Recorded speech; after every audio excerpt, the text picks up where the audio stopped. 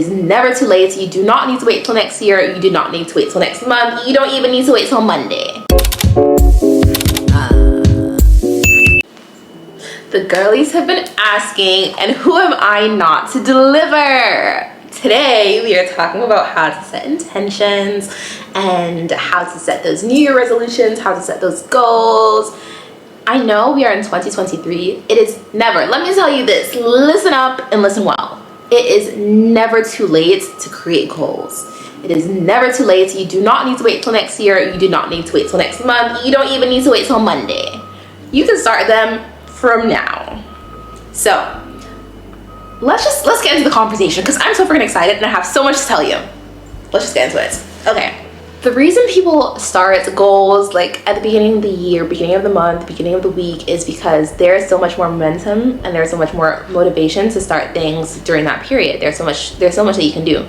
And that's why we end up starting at the beginning of things, because there's so much motivation.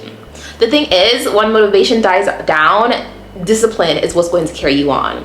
And so during this whole video, I will be telling you how you can start off with all this energy that you have, how to start off, how to set sustainable goals that will actually last you. We're not just writing on paper, I'm going to do something and not following it up.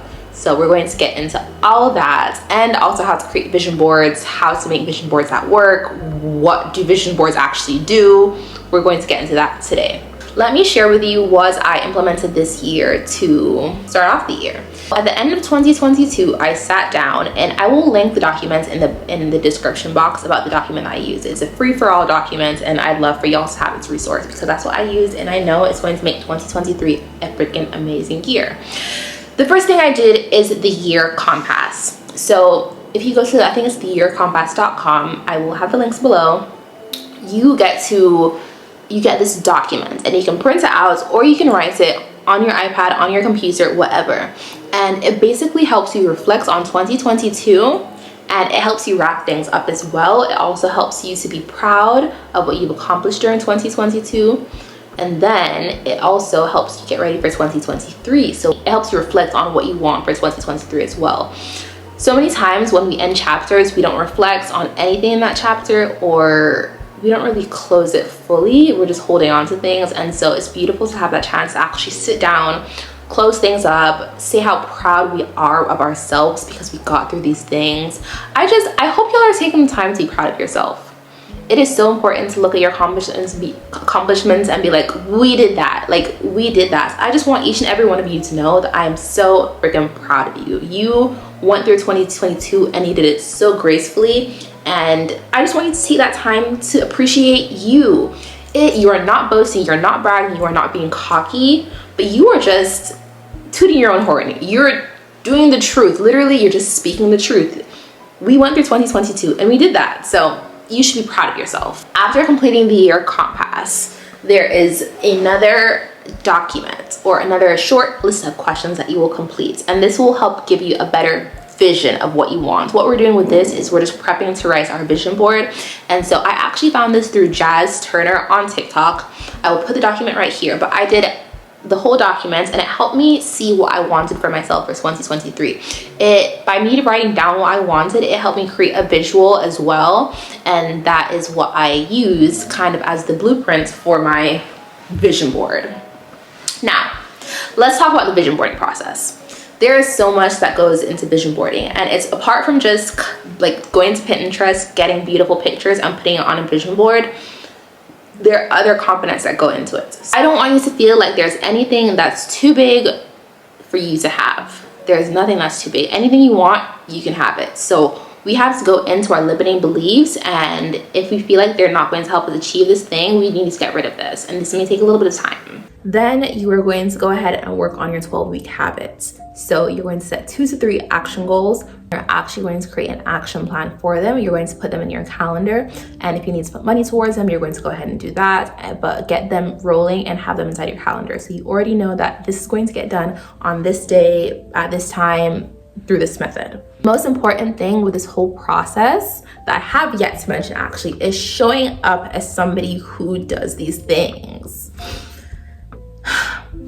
Maybe you want to have like 100K subscribers on YouTube. Maybe that's it. You are going to show up as somebody who already has what you have, because in the grand scheme of things, you actually already have it. You are just now allowing it into your space.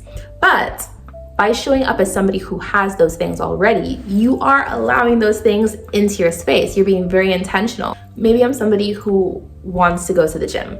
I'm going to do two different things. I'm going to show up as somebody who already does those things. So I'm going to have my memberships in place. I'm going to have the classes that I go to. I'm going to act like the people who go to the gym. So I'm going to have my water bottle, have my things, have my cute outfit, whatever it takes, or however you feel like those people show up in your mind. Even though they might not show up that way, you already have a preconceived notion in your mind. So you're going to show up that way that you feel they show up. But you're also going to be authentic to yourself in this whole process, and you're going to merge how you feel like they show up with who you are as a person, so that it feels very authentic towards you. The next thing that you're going to do is identity work. So like I said, you're going to show up as that person, but you're also going to make it part of your identity. So instead of being like, maybe you want to be a better writer, instead of being like, I'm just going to rise and rise and rise, in my head, I'm going to be like, no, I am the most amazing writer. I already write amazing things.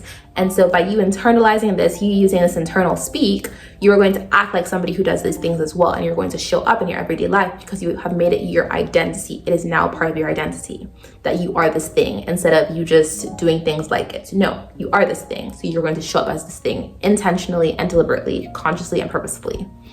Hey y'all, this is onoseij that is now filming, dropping in. I had so much to say in that video that I totally forgot to tell y'all the vision boarding process. And so I just made a TikTok/Instagram video on the vision boarding process. So I'm going to insert that right here for you to learn how to vision board very quickly and what to take notes of. The next step you're going to do is making a vision board. This is not your normal vision board. I'm going to teach you how to make a proper vision board with intention. Number one, you need to let go of limiting beliefs that says you can't achieve these things. No, every single thing you want to achieve here is possible. Number two, when you're looking for pictures and visuals of what you want to put on your vision board, make sure the people that are there look like you and you can see yourself in these situations. Do these things with intention. So make sure when you're putting these visuals on your board, you can feel the emotion and feeling behind it. You can spend some extra time visualizing what these things would look like in your life when you have them. The fifth thing is identity. I want you to show up as somebody who already does these things. All right, besties, I hope you liked this episode. If there's more information that you want, or if you want to know how I achieve my goals and how I'm consistent, how I live intentional, let me know and I will let you all know. Also, if there's anything else that you use to stay consistent, stay in a routine, let me know.